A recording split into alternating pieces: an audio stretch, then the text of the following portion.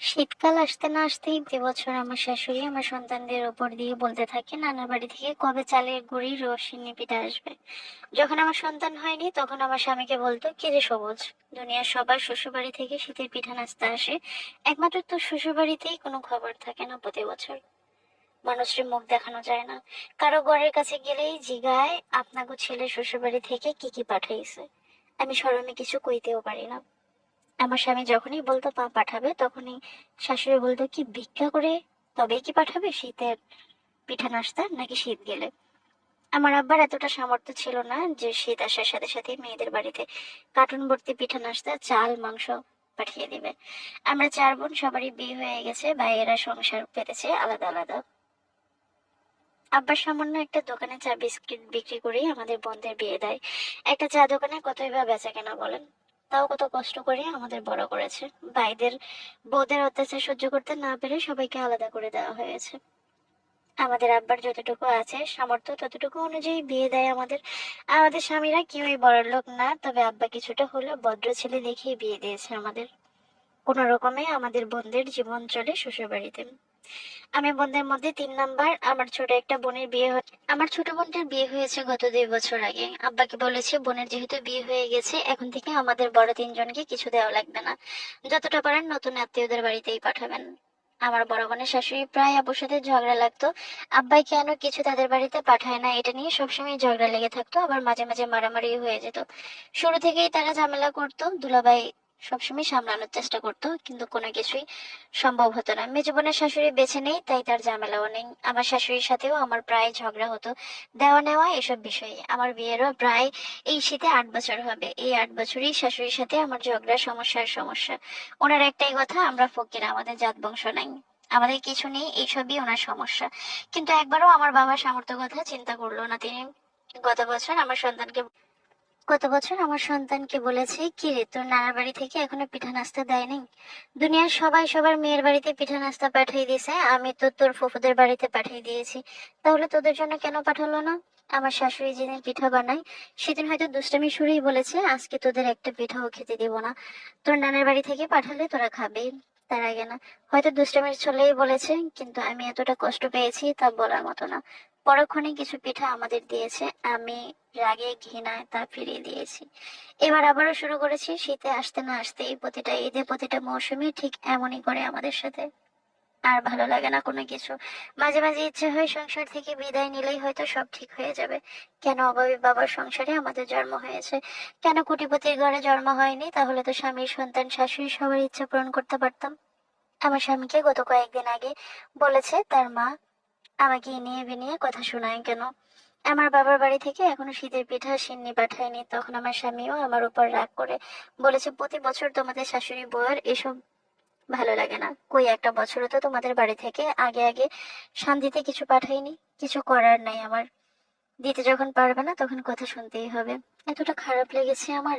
কিছুক্ষণ পরেই আমার স্বামী এসে আমাকে 1000 টাকা দিয়ে বলে, এটা পাঠিয়ে বলো তোমার আব্বাকে পিঠা নাস্তা ছিঁড়া মুড়ি পাঠাতে। তার এসব দেখেও আমার মনে একটু আনন্দ লাগেনি, কারণ এই টাকা দিয়ে এখনকার বাজারে গুঁড়ো পাওয়া যাবে না। আমি সাথে 500 টাকা দিয়ে বিকাশ করে আম্মাকে বলি সব কথা। ধরো 10-11 দিন পরে আব্বা আসে পিঠা চিড়া নিয়ে আমার শ্বশুর বাড়িতে। এগুলো দেখে আমার আকাশ অন্ধকার হয়ে কান্না এসেছে। আমি তো জানি মিনিমাম আমার বাবার 5 থেকে 6 হাজার টাকা খরচ হয়েছে এগুলোর পিছনে। ঠিক এভাবেই আমার ছোট বোনের বাড়িতেও হয়তো তার থেকে বেশি পাঠাতে হয়েছে। আব্বার চেহারার দিকে তাকিয়ে আমার কতটা অসহায় লেগেছে তা আর কি বলবো। সবাইকে ভাগাভাগি করে চিড়া পিঠা মুড়ি দিয়েছি, কিন্তু কেন জানি আমার গলা দিয়ে সামান্য পরিমাণে পিঠা নামেনি। আমি পারিনি এই নাস্তা খেতে, মনে হয়েছে আমার বাবার গলায় পাড়া দিয়ে এগুলো এনেছি। হয়তো মেয়ের বাবাদের মৃত্যুতেই শান্তি। আহা, কতটা কষ্ট, হৃদয় বিদারক ঘটনা আমাদের সমাজে অহরহরই আসলে ঘটছে, শুধু আপু আপনার সাথে না, এমন হাজার পরিবারের সাথে, এমন হাজার মেয়ের সাথে একই গল্প ঘটছে। সত্যি কিছু বলার নাই। আসলে আমরা কয়টা খবর রাখি বলেন? কয়জনের খবর রাখি? হাতে গোনা 1-2 জন। এই যে আপনার গল্পটা আমি শুনছি, আমার উপস্থাপনায় হয়তো বা আরো 10 জন মানুষ শুনবে। কিন্তু এরকম হাজার হাজার মেয়ের গল্প আছে। সত্যি এতটাই খারাপ লাগছে গল্পটা পড়ে, কি আর বলবো বলেন। গল্পটা আমাকে পাঠিয়েছে মাইজদির সুলতানা শারমিন নামে এক আপু। আসলে আপু, এটা এই সমাজে শুধু আপনার সাথে না, হাজার হাজার মেয়ের সাথে এখন এটাই ঘটছে। এটা একটা ট্র্যাডিশন হয়ে গেছে যে শীত আসলে পিঠা নাস্তা দিতে হবে, ঈদ আসলে গরু খাসির রান পাঠাতে হবে, চিনি সামাই দিতে হবে, রমজান আসলে ছোলা মুড়ি দিতে হবে। মানে এটা এক প্রকার আমার মনে হয় যে ট্র্যাডিশনের নামে এটা একটা যৌতুক নেওয়া আর কি।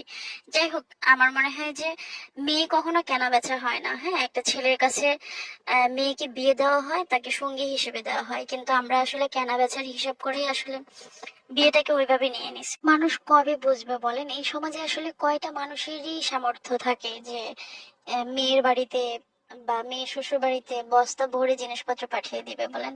আমরা কবে মানুষ হব? কবে এই শীত আসলে শীতের পিঠা খাওয়ার উৎসব ছেলে শ্বশুর বাড়ি থেকে এটা শেষ হবে, এটা বিলীন হবে বলেন তো? মাঝে মাঝে খুব অসহায় লাগে, মাঝে মাঝে খুব খারাপ লাগে এই কথাগুলো শুনলে, যখন মানুষ এই কথাগুলা বলে, আলোচনা করে। হাজারো পরিবার, বিশেষ করে মধ্যবিত্ত এবং গরিব মানুষের সাথেই সবচেয়ে বেশি এটা হয়।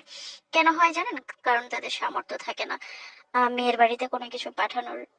আমার কি মনে হয় মাঝে মাঝে যে গরিব মানুষ মেয়ে সন্তান জন্ম দেওয়াটাই মনে হয় অপরাধ, তাই না? আমরা এই সমাজের এই খারাপ নিয়ম থেকে কবে বের হতে পারবো বলেন তো? চাইলেই কিন্তু আমরা আমাদের থেকে শুরু করতে পারি, যে শ্বশুর বাড়ি থেকে লেনদেনের কোনো অপশন থাকবে না। হ্যাঁ, সামর্থ্য আছে, ওনারা চাইলে মেয়ের জন্য, নাতি নাতনির জন্য, জামাইয়ের জন্য একটু পিঠা নাস্তা, একটু মাংস রান্না করে পাঠাতেই পারে, কিন্তু যেটা বাধ্যতামূলক বলে চাপিয়ে দেওয়া হয় যে দিতেই হবে, এটা থেকে আমরা বের হয়ে আসি। আপু, আপনার জন্য অনেক শুভকামনা। মন খারাপ করবেন না, এরকম হাজার হাজার মেয়ের সাথেই হয় আপু।